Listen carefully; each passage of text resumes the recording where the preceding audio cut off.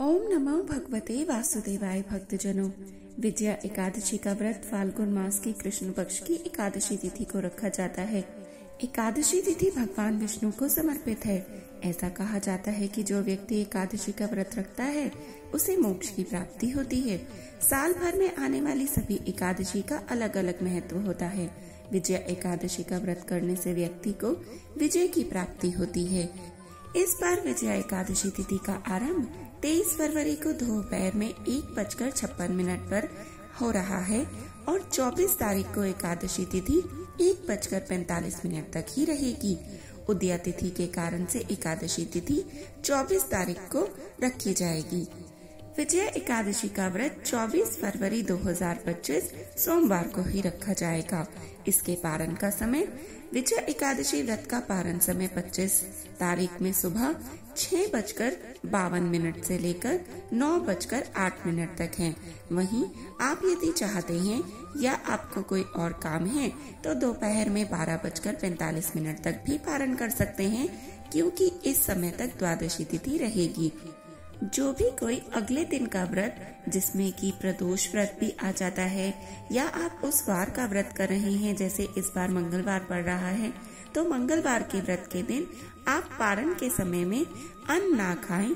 कोई भी मेवे आदि वस्तुओं का तुलसी पत्र के साथ भगवान विष्णु को भोग लगाकर फिर आप ग्रहण करें। इस तरीके से आपका पारण भी पूरा हो जाएगा और आपका अगला व्रत भी आरंभ हो जाएगा। आइए जान लेते हैं अब विजया एकादशी का महत्व क्या है। स्कंद पुराण के अनुसार विजया एकादशी का व्रत रखने से व्यक्ति को विजय प्राप्त होती है।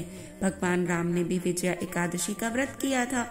जब भगवान राम कपिदल के सहित सिंधु तट पर पहुँचे तो रास्ता रुक गया। समीप में दालभे मुनि का आश्रम था, जिन्होंने अनेकों ब्राह्मण अपनी आंखों से देखे थे। ऐसे चिरंजीव मुनि के दर्शनार्थ सेना सहित दंडवत करके समुद्र से पार होने का उपाय पूछा। मुनि बोले, कल विजया एकादशी है, उसका व्रत आप सेना सहित करें। समुद्र से पार होने का तथा लंका पर विजय प्राप्त करने का सुगम उपाय यही है। इस व्रत को भगवान राम और भगवान लक्ष्मण के साथ उनकी सभी सेना ने किया था और लंका पर विजय प्राप्त की थी। जय श्री राम। आइए अब सुन लेते हैं विजया एकादशी पर सुनी जाने वाली कथा।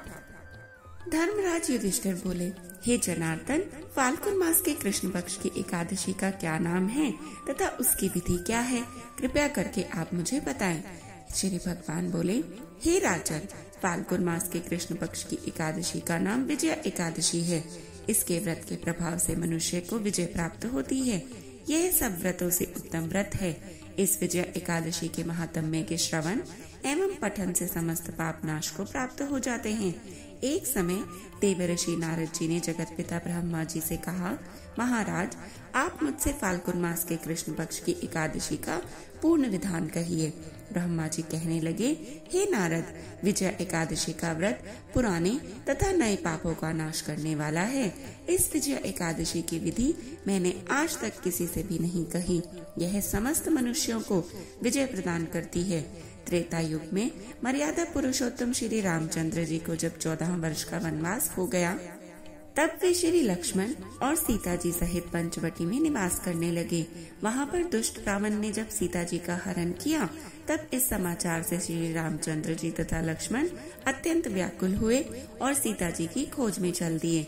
घूमते घूमते जब वे मरणासन जटायु के पास पहुँचे तो जटायु उन्हें सीता जी का संपूर्ण वृतांत सुनाकर स्वर्ग लोक चला गया।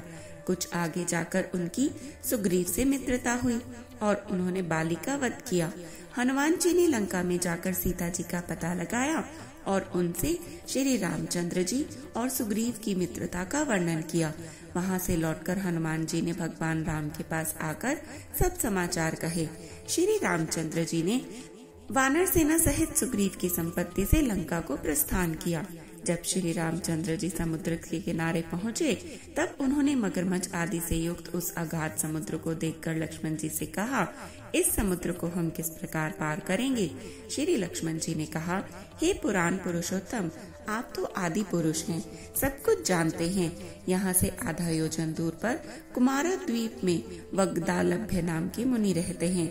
उन्होंने अनेक ब्रह्मा देखे हैं आप उनके पास जाकर इसका उपाय पूछें। लक्ष्मण जी के इस प्रकार के वचन सुनकर श्री रामचंद्र जी वक्तालभ्य ऋषि के पास गए और उनको प्रणाम करके बैठ गए। मुनि ने भी उनको मनुष्य रूप धारण किए हुए पुराण पुरुषोत्तम समझकर उनसे पूछा, हे राम, आपका आना यहाँ किस प्रकार हुआ?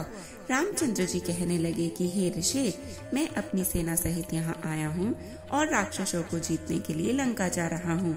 आप कृपया करके समुद्र पार करने का कोई उपाय बतलाएं। मैं इसी कारण आपके पास आया हूँ। वक्तालभ्य ऋषि बोले, हे राम, फाल्गुन मास के कृष्ण पक्ष की एकादशी का उत्तम व्रत, इसको करने से निश्चय ही आपकी विजय होगी। साथ ही आप समुद्र भी अवश्य पार कर लेंगे। इस व्रत की विधि यह है कि दशमी के दिन सुवर्ण, चांदी, तांबा या मिट्टी का एक घड़ा बनाएं। उस घड़े को जल से भरकर तथा 5 पल्लव रखकर वेदिका पर स्थापित करें। उस घड़े के नीचे संजा और ऊपर जौ रखें। उस पर श्री नारायण भगवान की सुवर्ण की मूर्ति स्थापित करें। एकादशी के दिन स्नानादि से निर्वृत्त होकर धूप, दीप, नैवेद्य, नारियल आदि से भगवान की पूजा करें। तत्पश्चात घड़े के सामने बैठकर दिन व्यतीत करें और रात्रि को भी उसी प्रकार बैठे रहकर जागरण करें। द्वादशी के दिन नित्य नियम से निर्वृत्त होकर उस घड़े को ब्राह्मण को दे दें।